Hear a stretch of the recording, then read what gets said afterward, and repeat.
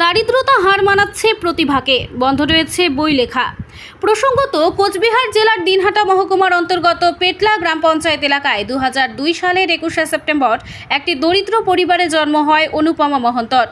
বাবা নির্মল চন্দ্র মহন্ত পেশায় গৃহশিক্ষক। পেটলা এপি প্রাথমিক বিদ্যালয় থেকে শুরু হয় পড়াশোনা। এরপর 2020 সালে নবী বক্স উচ্চ বিদ্যালয় থেকে উচ্চ মাধ্যমিক পাশ করে পাড়ি দেয় দিনহাটা কলেজে।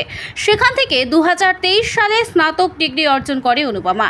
তবে এরই মধ্যে দারিদ্রতাকে উপেক্ষা করে অদম্য জেদ এবং ইচ্ছা শক্তির দ্বারা লিখে ফেলেছেন অনুভবে ভালোবাসা ও চুক্তিভিত্তিক বিবাহ নামক দুটি আস্ত বই।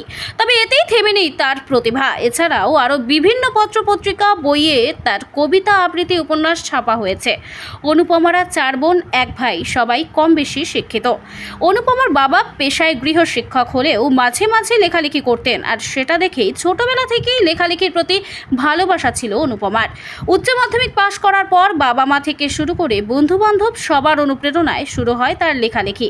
তবে প্রথমে সোশ্যাল প্ল্যাটফর্মে লেখালেখি শুরু করলেও পরে সেটা অনেকের চোখে পড়ে যায় এবং সেখান থেকে তার পরিচয় হয় বিভিন্ন প্রকাশনীর সঙ্গে। বিভিন্ন পত্র পত্রিকায় লেখালেখির জন্য সেখান থেকে মানপত্র সহ বেশ কয়েকটি মেডেলও পেয়েছেন অনুপমা। কিন্তু এখন তার লেখালেখি বন্ধ, কারণ তার অদম্য জেদ ও ইচ্ছে শক্তি হার মেনেছে দারিদ্রতা এবং তার সাথে তার বাবার অসুস্থতার কারণে। অনুপমার বাবা বর্তমানে কিডনির সমস্যায় ভুগছেন। বাড়িতে দুটো কাঁচা ঘর, গৃহশিক্ষকতা করে যতটুকু রোজগার হয় তা দিয়ে অনুপমার বাবার চিকিৎসার খরচই ওঠে না। তার উপর এত বড় একটা সংসার। এলাকায় অনেকের কাছে তিনি তার দরিদ্রতার কথা তুলে ধরেছেন, কিন্তু কেউই এগিয়ে আসেননি। অনুপমার বাবা জানান, অনেককেই বলেছি কিন্তু কোনো সাড়া পাইনি, তাই এখন আর বলি না, এভাবেই যতদিন চলে চলুক।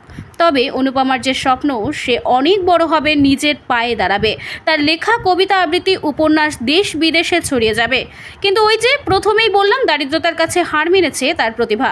ইচ্ছে থাকলেও অনুপমা তার লেখা চালিয়ে যেতে পারছে না আর্থিক অভাবে।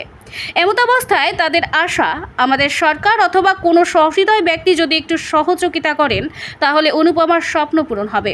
অনুপমা বলেন, যদি কোনো প্রকাশনী সংস্থা কিছুটা সাহায্য করে তবেও তিনি লেখালেখি চালিয়ে যেতে পারে। অনুপমার বান্ধবী শ্যামলী মহন্ত আমাদের জানায়, যখন বিভিন্ন পত্রপত্রিকায় ওর লেখা বেরিয়েছিল, ওর লেখা দুটো বই বাজারে এসেছিল, বিভিন্ন জায়গা থেকে মানপত্র সহ মেডেল পেয়েছিল, সেই সময় খুব আনন্দ হয়েছিল, কারণ ওর মতো দরিদ্র ঘরের মেয়ে এভাবে কবিতা, আবৃত্তি, উপন্যাস লিখে এগিয়ে যাচ্ছে সেটা ভেবে। কিন্তু এখন খুব দুঃখ হয় যে ওর লেখালেখি বন্ধ অভাবের কারণে। ও যেন আবার লেখালেখি শুরু করতে পারে এই আশা করছি। তবে এ বিষয়ে অনুপমা ও তার বাবা কী আর্জি জানালেন, শুনুন।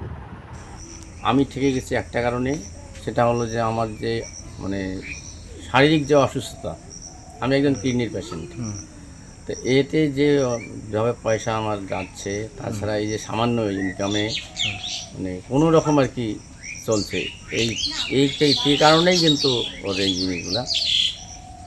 চিকিৎসার একটা মোটা অঙ্কের খরচ, হ্যাঁ, কিডনির পেশেন্ট যেহেতু আপনি, আবার এদিকে মেয়ের একটা স্বপ্ন যে সে নিজের পায়ে দাঁড়াবে বা লেখালেখিটাকে এগিয়ে নিয়ে যাবে।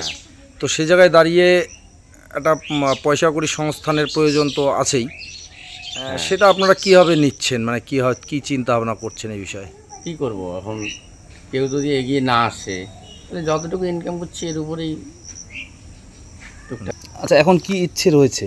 এইটাই, লেখালেখিটা একটু আর কি জীবনের জন্য আরও অনেক বড় জায়গায় যেতে পারি লেখালেখিটা নিয়ে। হঠাৎ থমকে গেছে কি কারণে লেখালেখি?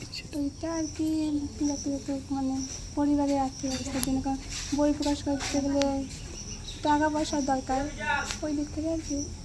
আচ্ছা, কি নাম তোমার? অনুপ্রেরণা।